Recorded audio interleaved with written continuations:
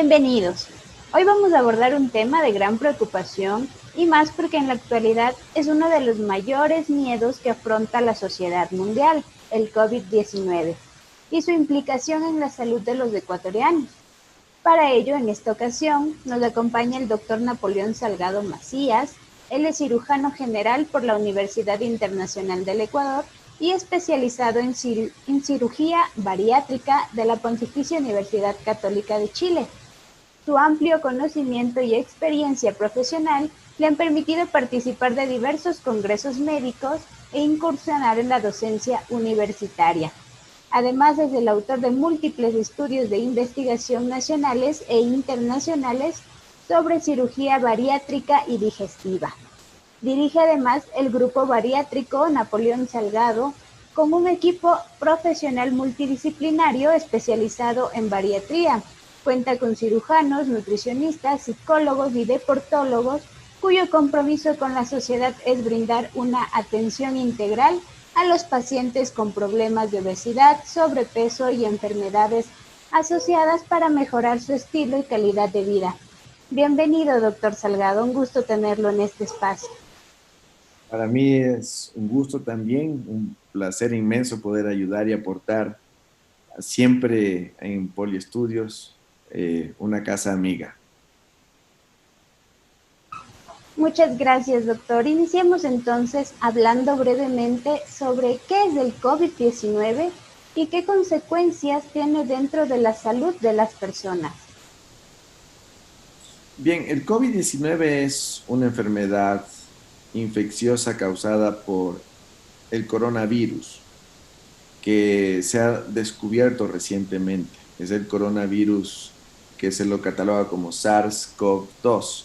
Es un nuevo coronavirus, una nueva cepa de coronavirus que básicamente ha hecho una mutación aparentemente desde los murciélagos hacia los humanos.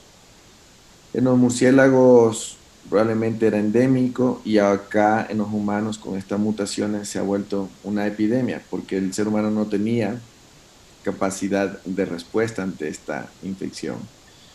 Aparentemente todo estalló esto a nivel del Asia, en Wuhan, en China, y fue desde ahí donde comenzó la diseminación a nivel mundial.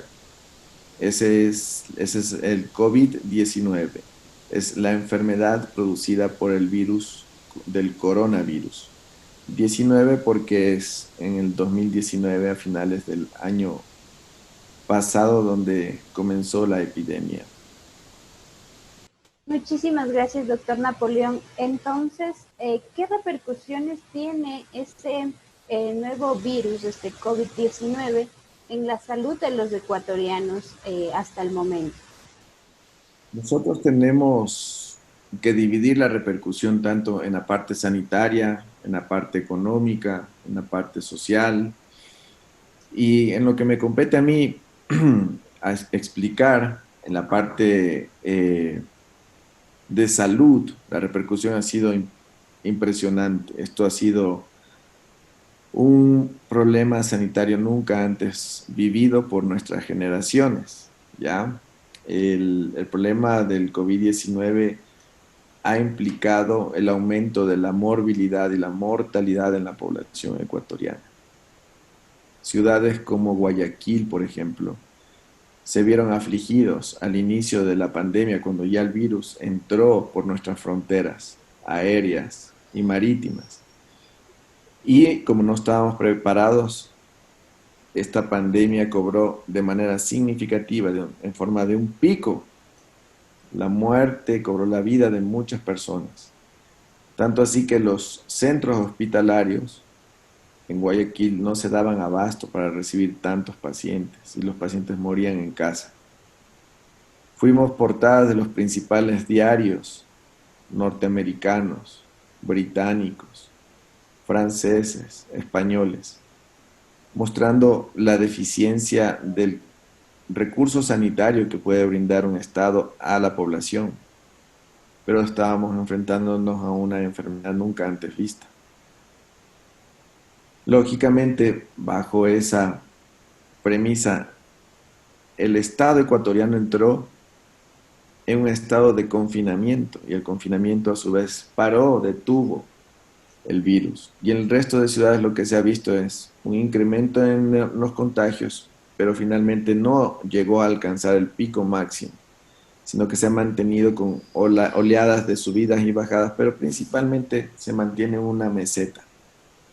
¿Qué es lo que está sucediendo en la ciudad de Quito? Cuando existe un poquito de relajación, de relajamiento en feriados, el COVID aumenta, pero luego vuelve a disminuir. Y todavía los sistemas sanitarios contienen la cantidad de pacientes que pueden llegar a albergar. Sin embargo, ha sido un daño increíble en la salud mental. El confinamiento ha hecho que haya habido el aumento de riesgos de abusos de pareja, abusos y maltrato infantil, maltrato a la mujer. Ha incrementado también los niveles de ansiedad, los niveles de depresión, de irritabilidad, de conductas a nivel psicoemocionales. Y parece ser que el COVID-19, tanto por el hecho mismo del confinamiento, de la desesperación de la gente de haber perdido su trabajo, de haber perdido familiares, por la enfermedad, parece ser que también deja secuelas neurológicas a largo plazo, a mediano plazo, porque todavía no sabemos qué pasa de aquí a un año o 2 años, porque esto es algo nuevo. Pero aparentemente sí está provocando problemas, por ejemplo, a nivel de delirios, con generación de problemas neurológicos, parestesias, problemas de funcionalidad a nivel neurológico, motriz, tanto en la parte motriz como en la parte sensitiva. Entonces estamos ante una enfermedad grave, una enfermedad real, una enfermedad que nos ataca día a día, pero que debemos saber y conocerla, debemos estudiarla día a día porque no sabemos qué pueda pasar de aquí a futuro. Entonces, los datos que nos dan hasta ahora son alentadores en la medida en que ya hay una vacuna aprobada a nivel mundial, otra que está aprobándose en estos días y otra que ya está prácticamente por salir, y 7 vacunas más que están en fase 3 entonces, de investigación, nos dan mucho ánimo y nos brindan un panorama mucho más claro y optimista en el futuro. Dentro de este contexto que hablamos acerca del confinamiento, doctor Salgado, podemos evidenciar que hay algunos estudios que demuestran que tanto la pandemia y consigo el confinamiento que habíamos mencionado han dado paso a una subida desproporcionada de peso en los ecuatorianos y en el mundo entero, pero enfoquémonos en el Ecuador. ¿A qué se debe este fenómeno? Varias razones. Principalmente, el confinamiento llevó a las personas a aumentar el nivel de ansiedad. Cuando uno tiene ansiedad, tiende a compensar esa ansiedad con algún elemento que compense, algún elemento de compensación. En este caso pudo haber sido el alimento. Como estábamos dentro de nuestras familias, el alimento se volvió una distracción, principalmente pastas, principalmente dulces, que son los que más rápido generan sensación de placer, de alegría. Entonces este equilibrio de tener ansiedad se compensaba con el placer y la alegría que le daba las pastas, los carbohidratos. Nosotros tenemos aproximadamente, de lo que conocemos a nivel de los reportes internacionales, una ganancia de 10 kilos, 20 libras, en todo el periodo de confinamiento, en los pacientes que hemos operado incluso. Los pacientes que han sido sometidos a cirugías bariátricas han ganado hasta 10 kilos durante esta pandemia. Entonces los han puesto nuevamente en una condición de vulnerabilidad ante la infección del coronavirus, porque el coronavirus se ve mucho más atraído en las pacientes que tienen exceso de... También, lógicamente, el confinamiento lo que hace es una disminución de la actividad física, entonces se compaginaron, se unieron dos condiciones: aumento en el consumo calórico y disminución de la actividad física. Y con eso, aumento del peso. Muy bien, doctor Salgado. Entonces, podemos decir que las personas con obesidad están dentro de este grupo vulnerable que podemos considerar más, podemos decir, propenso a mayores consecuencias si tienen un contagio de COVID. ¿Cuáles son estas consecuencias que puede llegar a tener una persona que tiene obesidad y se contagia del COVID-19? Han habido muchos estudios. Por ejemplo, en Francia, al principio de la pandemia, uno de los estudios más importantes que se supo y se conocía sobre el coronavirus comparó la cantidad de personas que llegaban a UCI entre enero, febrero y marzo del 2019 y comparó con esa misma cantidad de población que llegaba a la UCI, a la unidad de cuidados intensivos, entre enero, febrero y marzo del 2020. Lo que ellos notaron es que la población que estaba en el 2019 llegaba por problemas respiratorios, era flaca. En cambio, para el 2020, la gente que llegaba a las unidades de cuidados intensivos y principalmente con diagnóstico del COVID-19 eran personas con exceso de peso. Pero además de eso notaron que la capacidad que tenía de respuesta en los pacientes flacos era muy rápida. Ellos salían rápidamente de los ventiladores mecánicos y salían vivos. En cambio, en el 2020 se demostró que como era una población obesa, la que requería esta unidad de cuidados intensivos con ventilación mecánica, era mucho más alarmante el número de casos de muerte. Es decir, tomando en cuenta de que hubo una pandemia entre el 2019 y 2020, la población varió ostensiblemente y los resultados finalmente daban y apuntaban hacia que los problemas respiratorios se agravaban con los temas de obesidad y que la población ahora era netamente obesa la que moría. Entonces es súper importante saber este antecedente porque después en Estados Unidos se sacaron ya una serie de factores de riesgo que consideraban a los mayores de 65 años, a las personas con obesidad, a las personas de raza negra o afroamericanos y a los varones como factor de riesgo de ir a la terapia intensiva y tener una probabilidad de morir. Es interesante los datos que nos acaba de mencionar, doctor. Y entonces, ¿qué podemos hacer? ¿Qué recomendaciones nos da para aquellas personas que siguen en casa, pero que no tienen la oportunidad de visitar un nutriólogo o un nutricionista, para que puedan cuidar de la salud y de la alimentación de su familia? Principalmente hay que mantenerse informados, no ser presas de la mala información. La información real no está lamentablemente en las redes sociales, no está ahí. No está en el YouTube, no está en el Google, no está ahí. Está en las revistas, en las revistas científicas, que para poder publicar requieren un riguroso filtro, un proceso muy riguroso de filtración de la información. Entonces no podemos caer en una información falsa que nos lleve a tomar decisiones inadecuadas.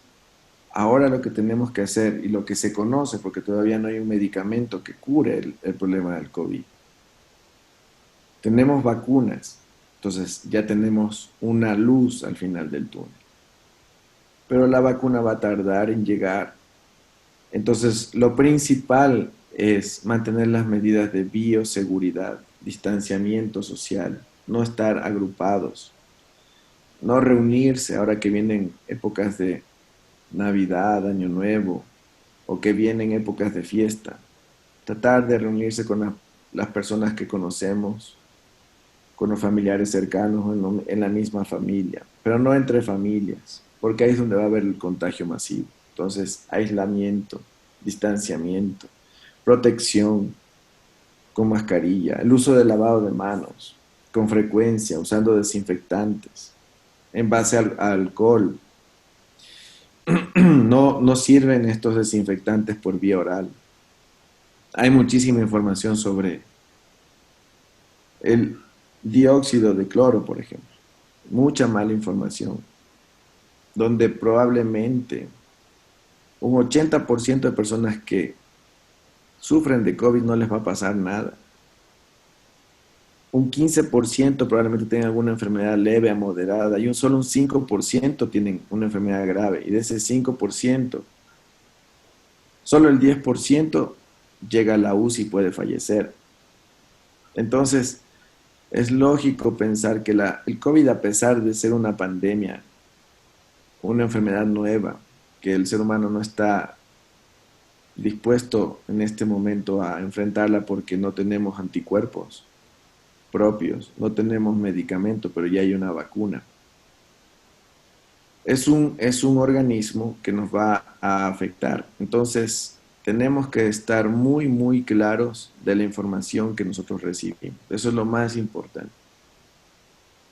Con esto, lo que hay que hacer es un llamado a la conciencia de que, si bien es cierto, el COVID-19 ha cobrado miles de muertes, tenemos ya la ciencia, los mecanismos importantes, los recursos científicos para poder, al menos en este momento, inmunizar a las poblaciones más susceptibles.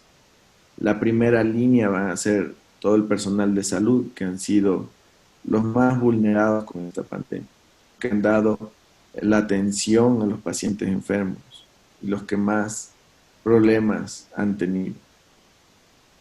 En segundo lugar, los ancianos. En tercer lugar, las personas que están a nivel del cuidado de la población, policías, militares, médicos, paramédicos.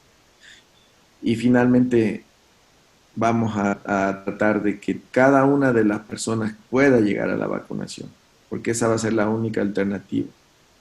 Después de todas las pestes que han habido, después de todas las pandemias que han habido, la vacuna, el surgimiento de una vacuna ha hecho que la población sobreviva.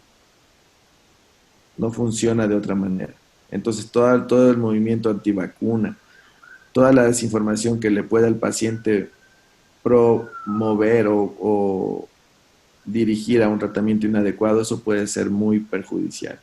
Tiene que ser siempre en base a todo lo que nosotros encontremos dentro de la información científica. Eso es lo que... Muchísimas gracias. Muchísimas gracias, doctor Napoleón. Esta ha sido la presentación del doctor Napoleón Salgado Macías. Ha sido un gusto poder contar con su presencia para Formación Continua Poliestudios. Es un honor poder trabajar con grandes profesionales como usted y que sigamos adelante, sigamos luchando por conseguir y cumplir el bienestar de la salud, tanto física como mental, de todos los ecuatorianos y de toda la población latinoamericana. Muchísimas gracias por haber aceptado esta entrevista y esperamos contar con usted para próximos proyectos. Muy amable, muchas gracias. Gracias a ustedes y así será. Nos veremos pronto. Un abrazo. Hasta luego, gracias.